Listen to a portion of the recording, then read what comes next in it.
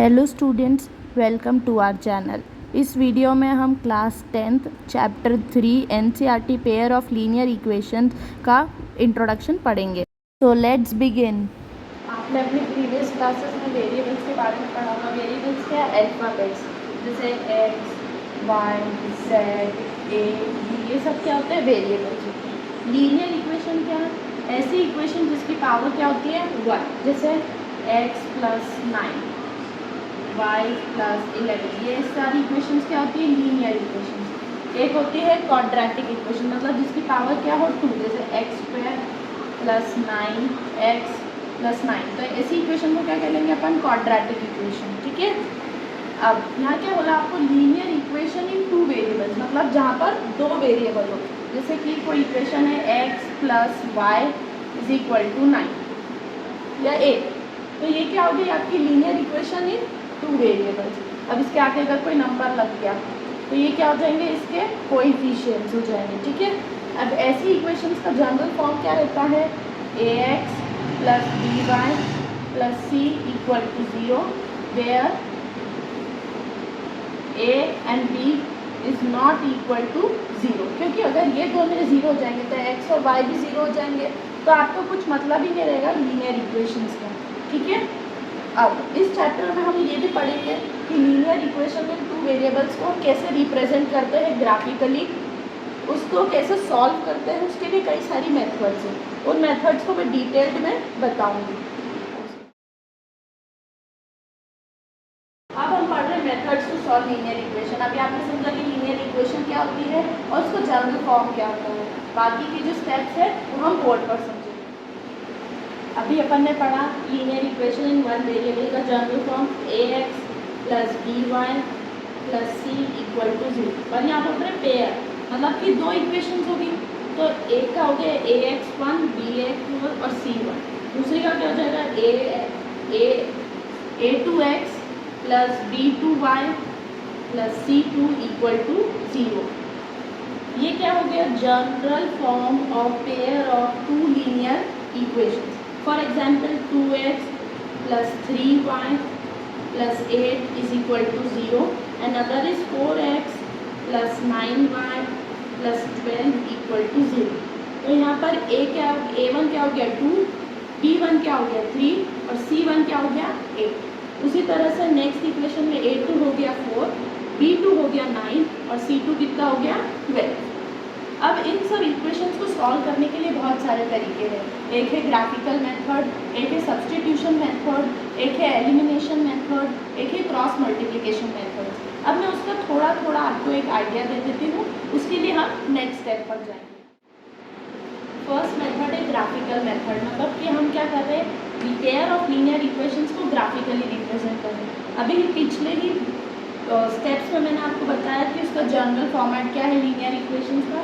अब हम देख रहे हैं कि अगर कोई इक्वेशन है जैसे 2x plus 3y plus 8 equal to 0, या फिर 3x plus 6y plus 12 equal to 0, तो मैंने बताया a1 b1 c1 a2 b2 c2।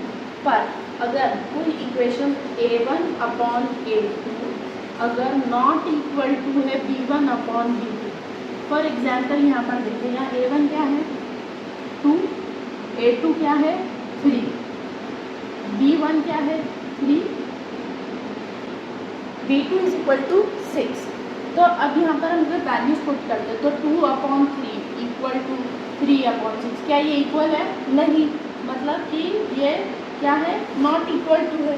अगर कोई पेयर इक्वेशंस जिनके a1 b1 not equal to है, तो जब अपन उनको ग्राफ में रिप्रेजेंट करेंगे तो उनका कुछ ना कुछ एक पॉइंट कैसा आएगा? इंटरसेक्ट होगा। तो ऐसी लाइंस क्या कहलाएगी? Intersecting lines. ठीक है। तो जब भी a1 upon a2 not equal to b1 upon b2 है, तब कैसा ग्राफ बनेगा? इंटरसेक्टिंग लाइन का ग्राफ बनेगा। मेथड है सब्स्टिट्यूशन मेथड। समझिए कि अगर आपके पास कोई 2 इक्वेशन, जैसे for example 7x minus 15y is equal to 2 and x plus 2y is equal to 3, ये 2 इक्वेशन है। तो सब्स्टिट्यूशन मेथड में आप कोई सी भी इक्वेशन पे x या y की वैल्यू निकालिए। फॉर एग्जाम्पल हम ये इक्वेशन लेते हैं सेकेंड वाली, ये इक्वेशन नंबर 1, ये इक्वेशन नंबर 2। अगर सेकेंड वाली इक्वेशन में हम x की वैल्यू निकालते तो क्या हो जाएगा, x इज इक्वल टू ये 3 का एज इट इज़ रहेगा, ये प्लस माइनस 2 है, ये उधर जाके माइनस 2 का ये आ गई x की वैल्यू। अब ये x की वैल्यू हम पुट करेंगे फर्स्ट इक्वेशन में, तो कैसे लिखेंगे 7 3 माइनस 2y, ये 15y एज इट इज़ रहेगा इज इक्वल टू 2।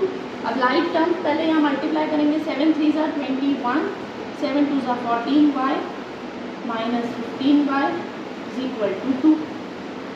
अब देखिए सब लाइक टर्म्स एक साथ ले लेंगे तो minus 14y minus 15y is equal to 2 minus 21। अब इधर देखिए अभी ये अपन ने करा माइनस 14 माइनस 15 कितना हो जाएगा, minus 29y is equal to minus 19। तो y की वैल्यू क्या आ गई, माइनस 19 अपॉन माइनस 29, ये कैंसिल हुआ तो y की वैल्यू कितनी आ गई, 19 अपॉन 29। अब इस y की वैल्यू को हम इस इक्वेशन में पुट करेंगे तो x equal to 3 minus 2 19 upon 29। आप सॉल्व करिए, 3 माइनस 38 अपॉन 29, एलसीएम लिया 29 तो कितना आ गया 87 माइनस 38 कितना आ गया 49 अपॉन 29। तो ये आपकी x की वैल्यू हो गई, ये आपकी y की वैल्यू हो गई। इस मेथड से हम क्या कर सकते हैं, एक को सब्सटीट्यूट करके x और y की वैल्यू निकाल सकते हैं। नेक्स्ट मेथड थर्ड मेथड है elimination method. Previous substitution method में हमने क्या करा था, इक्वेशंस को x या y लेकर उसको सब्सटीट्यूट करा था। जैसे आपके पास दो इक्वेशन, जैसे x plus Y is equal to 5 और 2x minus 3y equal to 4, ये दो इक्वेशन है। अब इसमें अपन x या y को क्या करेंगे, एलिमिनेट करेंगे।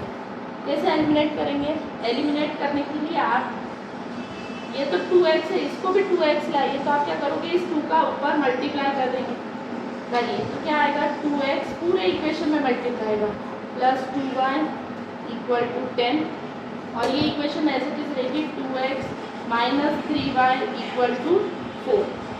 जब आप सॉल्व करेंगे तो ये प्लस है, प्लस का क्या हो जाएगा माइनस, माइनस का क्या हो जाएगा प्लस, ये प्लस है तो ये माइनस, तो देखिए plus minus minus cancel, plus 2 minus plus 3 कितना हो जाएगा 5y और ये 6, तो y की वैल्यू क्या आ जाएगी 6 अपॉन 5। अब ये y की वैल्यू हम x में इस इक्वेशन या कोई सी भी एक इक्वेशन में पुट करेंगे।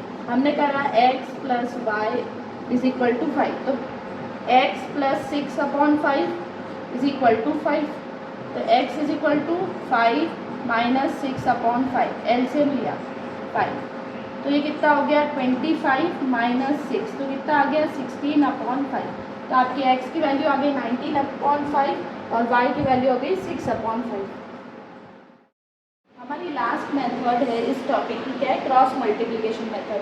क्रॉस मल्टीप्लिकेशन मेथड को सॉल्व करने के लिए आपको एक फॉर्मूला रखना पड़ेगा x y और 1। देखो इसको सॉल्व करने के लिए आप क्या लिखो, सबसे पहले आप लिखो B C minus B C, यहाँ लिखिए C A minus C A और 1 upon A B minus A. अब नंबर लिखिए B1 1 2 2 1 1 2 2 1 1 2 2 1, बस ये B1 C1 आपको पता है, हमने जनरल फॉर्म से डिराइव करा। और जब आप इसमें वैल्यू पुट करेंगे तो आपको क्रॉस मल्टीप्लिकेशन से x और y की वैल्यू आ जाएगी। वो हम आगे की जब एक्सरसाइज सॉल्व करेंगे तब मैं उसमें बता दूंगी आपको कि इससे कैसे क्वेश्चन सॉल्व करना है। Thank you. Like share and subscribe, और अगर आपको कोई भी डाउट है तो आप नीचे कमेंट बॉक्स में पिन कर दीजिए। Thank you.